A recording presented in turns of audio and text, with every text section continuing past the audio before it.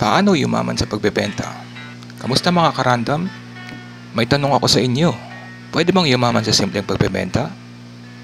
Oo naman. Pero hindi lang basta-basta benta. May diskarte dapat, puso at consistency. Alam mo ba, kahit candy, load, o ulam ang paninda mo, may potential yan. Ang sekreto, kilalanin ang market. Sino ba ang bumibili? Ano ang gusto nila?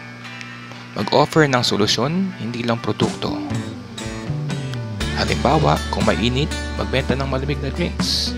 Kung tagulan, payong o sabaw. Kailangan mo lang ay maging problem solver. Hindi mo kailangan ng malaking puhunan agad.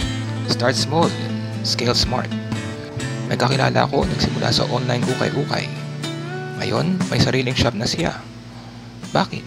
Kasi consistent siya. Marunong makipag-usap sa customer at hindi takot mag-post araw-araw. Gamitin ng social media. Libre na, malawak pa ang reach. Magpakita ng value, hindi lang presyo ang labanan. Service, packaging, at trust.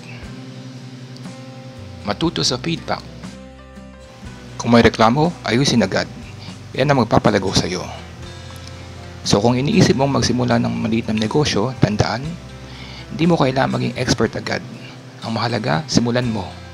At habang nagbebenta ka, natututo at lumalago ka. Kung gusto mo pa ng tips sa pagnenegosyo, comment below. At kung may tanong ka, pakayan ang next topic natin. Like, share, and subscribe para sa mas maraming Q&A na makabuluhan.